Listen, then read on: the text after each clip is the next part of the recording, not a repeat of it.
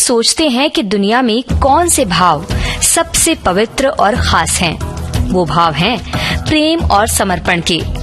और इस प्रेम का केंद्र जब देश हो तो उस भाव की तुलना ही नहीं की जा सकती।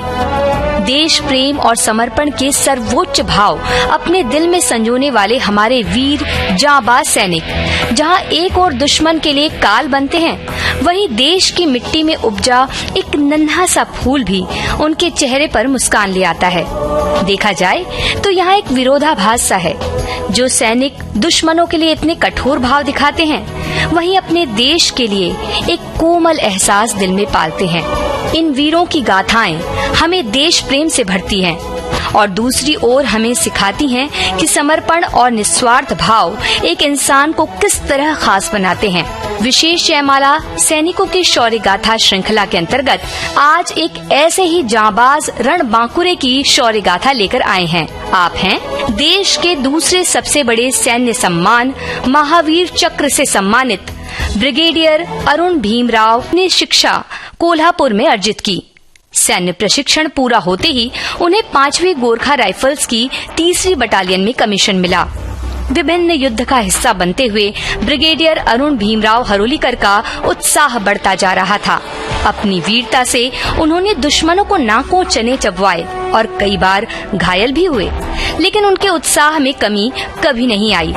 वो आगे बढ़ते हुए अपनी बटालियन की कमान संभालने के लिए तैयार हो रहे थे। जरा सोचिए, जब कोई नवयुवक सैनिक बनता है तो उसके मन में कितनी बातें घूमती होंगी।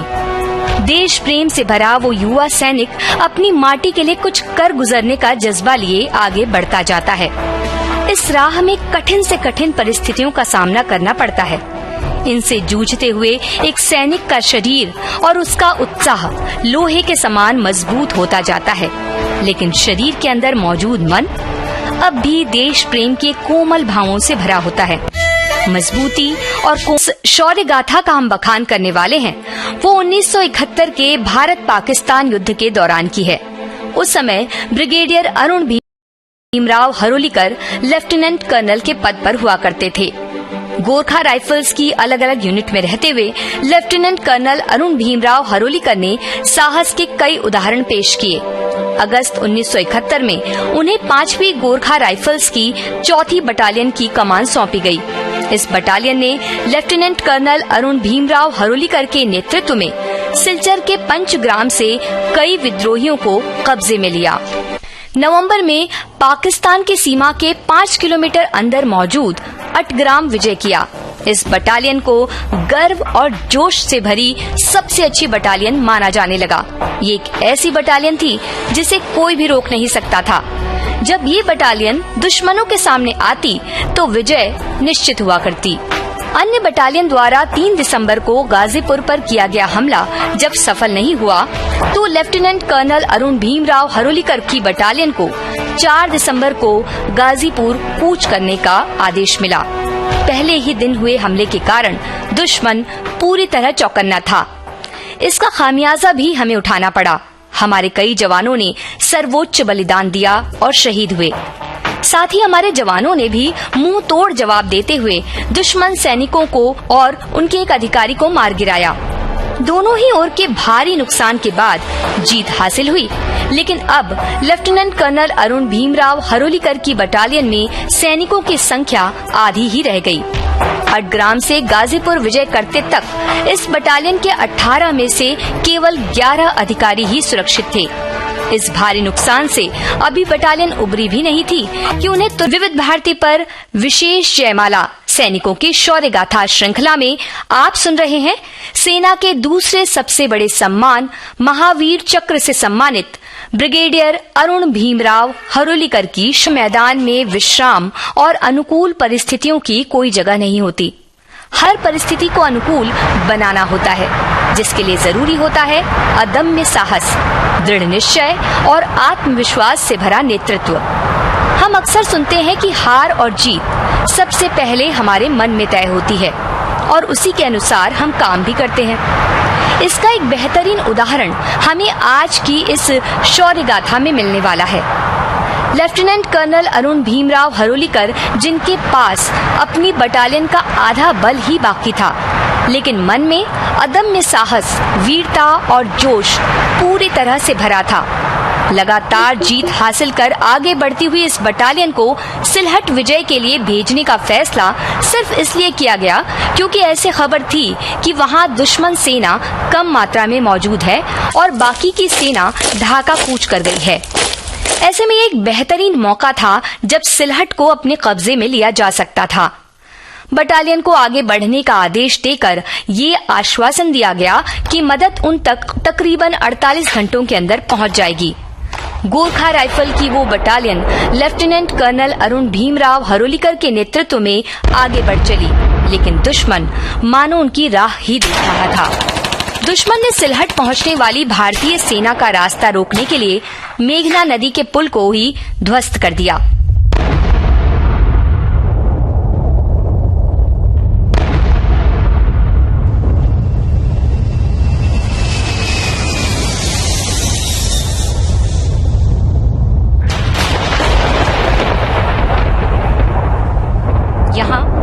ऐतिहासिक फैसला लेते हुए भारतीय सेना का पहला हेलीबॉर्न ऑपरेशन करने का निर्णय लिया गया। हेलीबॉर्न ऑपरेशन में वायुसेना की मदद से पूरी बटालियन को एयरलिफ्ट करते हुए दुश्मन सेना का सामना करने के लिए निश्चित जगह पर पहुंचाया जाता है। 7 दिसंबर 1971 यही वो तारीख थी जब लेफ्टिनेंट कर्नल अरुण भीमराव हरोलीकर के नेतृत्व में उनकी बटालियन वायु मार्ग से सिलहट पहुंची। जैसे ही उनकी बटालियन ने जमीन पर पैर धरा कि उन पर दुश्मनों ने हमला बोल दिया।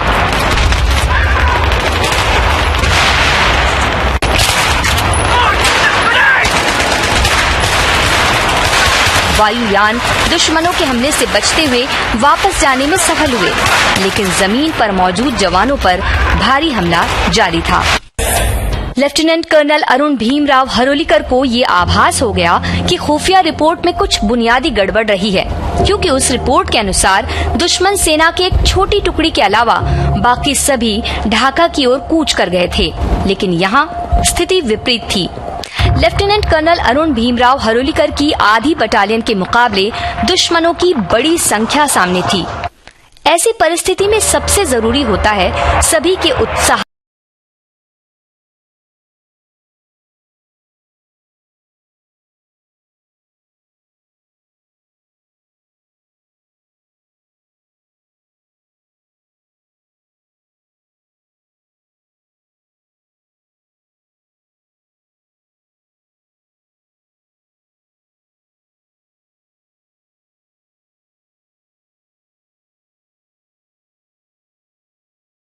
वक्त है एक अंतराल का।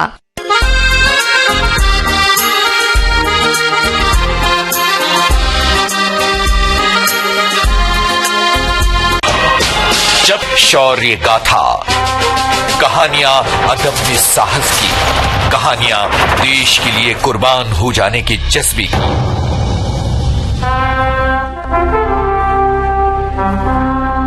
गाथा देश के जाबाज फौजियों के शौर्य की, सैनिकों की शौर्य।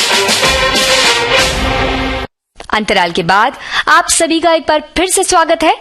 विविध भारती पर विशेष जयमाला सैनिकों की शौर्य गाथा श्रृंखला में आप सुन रहे हैं सेना के दूसरे सबसे बड़े सम्मान महावीर चक्र से सम्मानित ब्रिगेडियर अरुण भीमराव हरोलीकर की शौर्य। जब एक बेहतरीन नेतृत्व साथ हो तो इंसान कुछ भी कर गुजरने का साहस मन में ले आता है।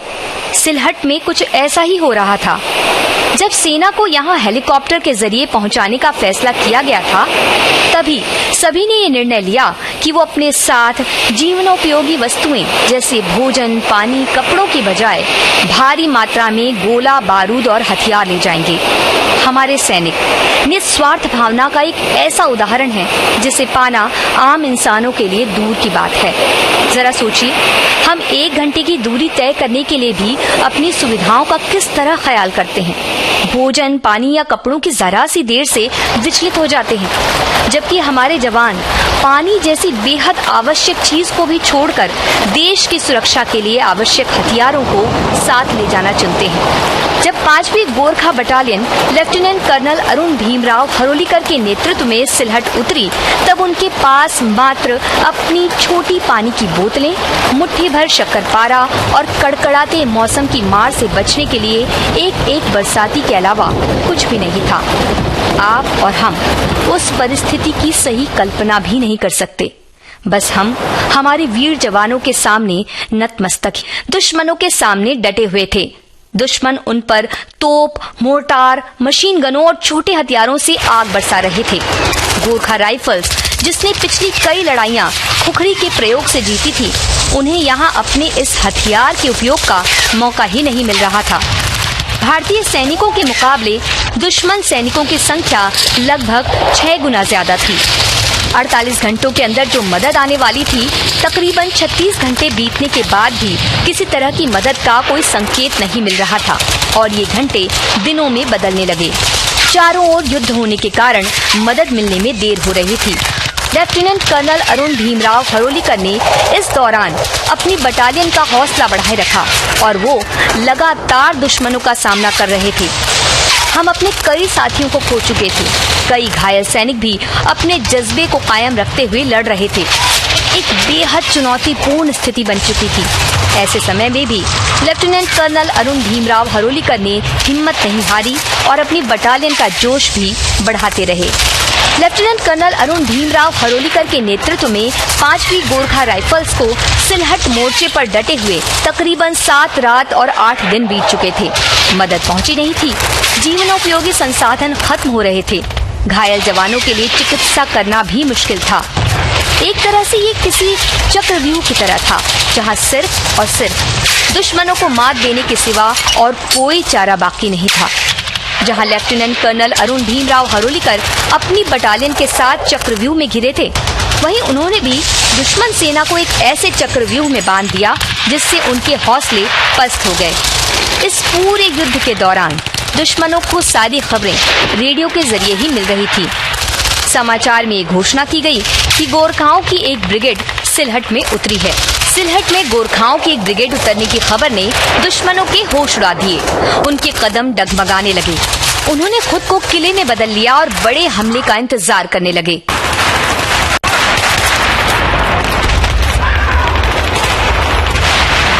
हालांकि स्थिति ये नहीं थी। लेफ्टिनेंट कर्नल अरुण भीमराव हरोलीकर की बटालियन में तकरीबन 300-400 जवान ही बाकी थे। फिर भी दुश्मन की इस घबराहट का लाभ उठाते हुए उन्होंने अपनी आधी बटालियन को ही ब्रिगेड की भूमिका निभाने के लिए तैयार किया। जरा सोचिए, किस तरह से तुरंत लिया गया एक उचित निर्णय पासा पलट सकता है। 300 से 400 जवानों वाली अपनी बटालियन को लेफ्टिनेंट कर्नल अरुण भीमराव हरोलीकर ने 3000 से 5000 सैनिकों वाली ब्रिगेड की भूमिका में बदल दिया। ये रणनीति एक बेहतरीन नेतृत्व के साथ ही आ सकती है। उन्होंने अपनी बटालियन को जमीन पर विस्तृत तौर पर फैलाकर एक ब्रिगेड का भ्रामक मोर्चा तैयार कर लिया। सामने एक ब्रिगेड के होने की बात सोचकर दुश्मन किले में बैठे हमले का इंतजार कर रहे थे और उन्होंने ढाका की ओर बढ़ने का विचार त्याग दिया था। बहादुर गोरखा लेफ्टिनेंट कर्नल अरुण भीमराव हरोलीकर के नेतृत्व में बिना रसद के डटे हुए थे और लगातार दुश्मनों को एक ब्रिगेड के होने का एहसास करवा रहे थे। वहाँ दुश्मन घबराहट में इस हद तक टूट गए कि उन्होंने आत्मसमर्पण का फैसला कर लिया। जब दुश्मन सैनिक बाहर आए तो उन्हें पता चला कि लेफ्टिनेंट कर्नल अरुण भीमराव हरोलीकर की बटालियन एक ब्रिगेड नहीं बल्कि 2 ब्रिगेड के सामने डटी थी। वहीं दुश्मनों को ये जानकर हैरानी हुई कि उनके सामने कोई ब्रिगेड नहीं बल्कि एक बटालियन थी। इस बटालियन ने लेफ्टिनेंट कर्नल अरुण भीमराव हरोलीकर के 72 सैनिकों की बटालियन के साथ दुश्मन सेना के 3 ब्रिगेडियर, 1 कर्नल, 107 अधिकारी, 219 जेसीओ और तकरीबन 7000 सैनिकों का आत्मसमर्पण स्वीकार किया। इसके 24 घंटे बाद ही पाकिस्तानी सेना ने भी 16 दिसंबर को आधिकारिक रूप से आत्मसमर्पण स्वीकार किया। लेफ्टिनेंट कर्नल अरुण भीमराव हरोलीकर की बटालियन ने इतनी बड़ी दुश्मन सेना को 9 दिनों तक रोके रखा। इस ऑपरेशन में हमारे कई जवान घायल हुए और हमने अपने कई जवानों को खोया, जिन्हें अलग अलग युद्ध सम्मानों से सम्मानित किया गया। गोरखा राइफल्स की इस बटालियन को बैटल ऑनर सिलहट से सम्मानित किया गया। इस बटालियन को सिलहट बटालियन के नाम से भी जाना जाता है। वहीं बटालियन का नेतृत्व करने वाले लेफ्टिनेंट कर्नल अरुण भीमराव हरोलीकर को सिलहट गोरखा की उपाधि से नवाजा गया। इस पूरे ऑपरेशन के दौरान उच्च कोटि की वीरता, बेहतरीन नेतृत्व क्षमता और विपरीत परिस्थिति में भी कर्तव्य के प्रति समर्पण रखने के लिए लेफ्टिनेंट कर्नल अरुण भीमराव हरोलीकर को देश के दूसरे सबसे बड़े सैन्य सम्मान महावीर चक्र से सम्मानित किया गया। बाद में आपने सेना में अपनी उपस्थिति दर्ज रखते हुए ब्रिगेडियर का रैंक हासिल किया। विशेष जयमाला सैनिकों की शौर्य गाथा श्रृंखला में आज आप सुन रहे थे देश के दूसरे सबसे बड़े सैन्य सम्मान महावीर चक्र से सम्मानित ब्रिगेडियर अरुण भीमराव हरोलीकर की शौर्य गाथा। शोध, आलेख और स्वर नेहा शर्मा का। कार्यक्रम के संपादक और प्रस्तुतकर्ता तेजश्री कांबले। अब दीजिए इजाजत। जय हिंद।